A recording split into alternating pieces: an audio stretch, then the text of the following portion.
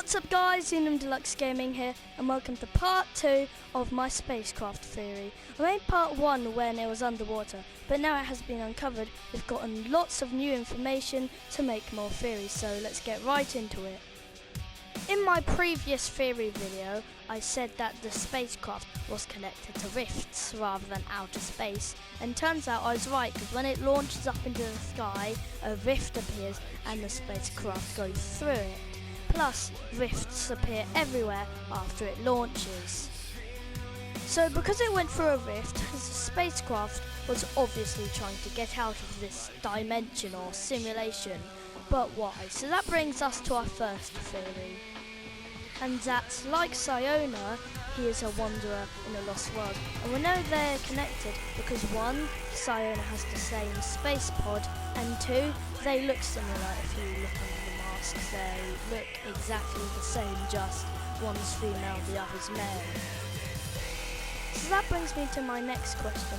Why was he lost in the first place? So I have 2 answers for that, and I already covered them in the previous video, so I'm just going to briefly go over them now. Number 1 is that the Doomsday device caused all of the simulations to get glitchy, so then a rift opened, bringing him to this simulation. And theory number 2 is that he was sent here from reality or another simulation, most likely to either investigate it and see what Jules is up to, or 2, just look for his lost sister, Siona. But then where did Siona come from? Well, I think it's most likely theory number 1, that Siona was dragged here by accident because of the Doomsday device, so that other guy has come in here. But he just chickened out and went through the rift, so did he complete his mission? Probably not. He's probably gone back to report to the other simulation or reality to say what's going on here. Head back to the theory that he was sent here to investigate this place. Why would he want to do that? But it's pretty obvious, and that's because of Jules and her plan. Video on Jules' plan. But now let's connect that video to this video. He was probably sent here, if he was sent here to investigate either 1, the Doomsday device itself, or 2, the sudden glitch of the rifts. But let's not forget that Jules didn't create the Doomsday device. I mean, she did do it, but under the command of Midas. So, what has Midas got to do with all of this spacecraftiness?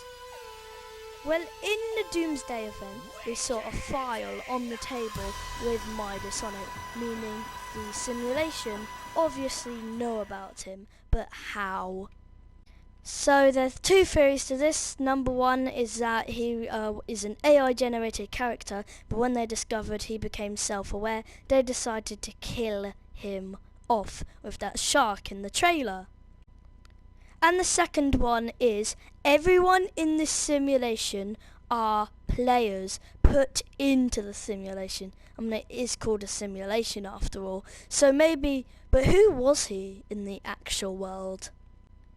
And why would he come into the simulation?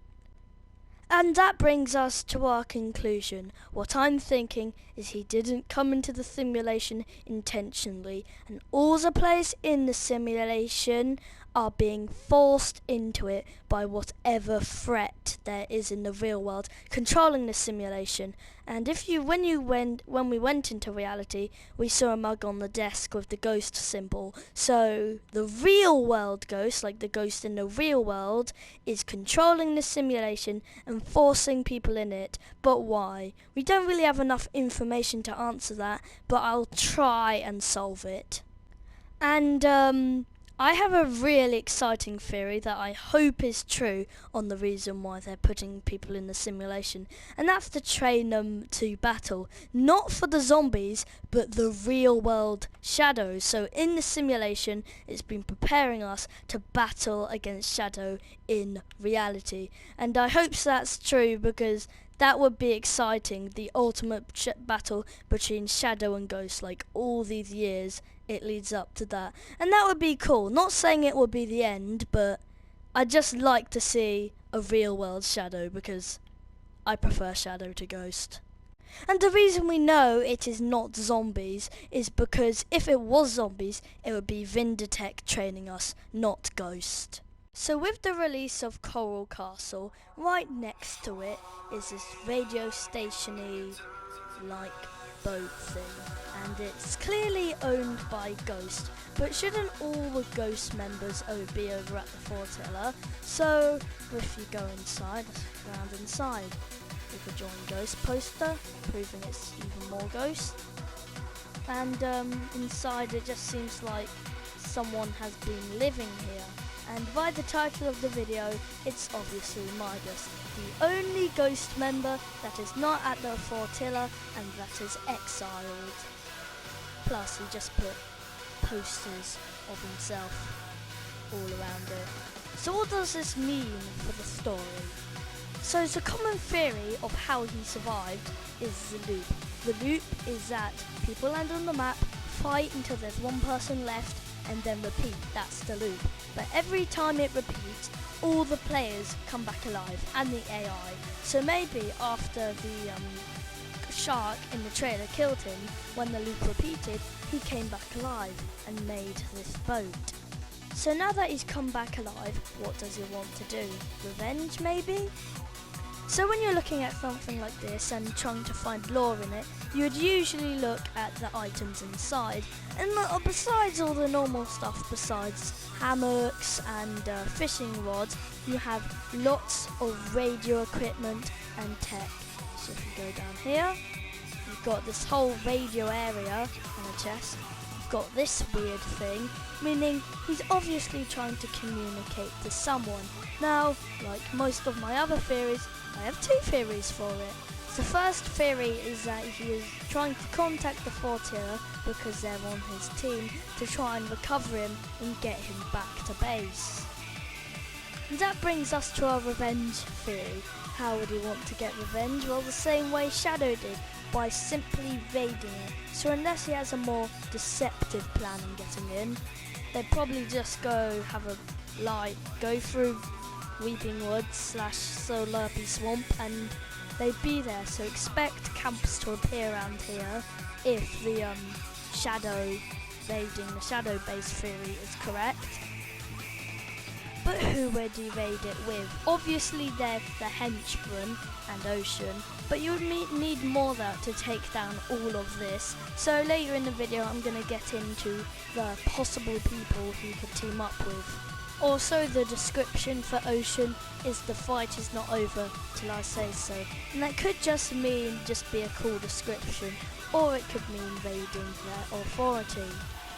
Also, the second theory is that it could be Jules, because we know that they know each other, and in my Jules' plan video, they're not related, so could they be friends or arch nemesis?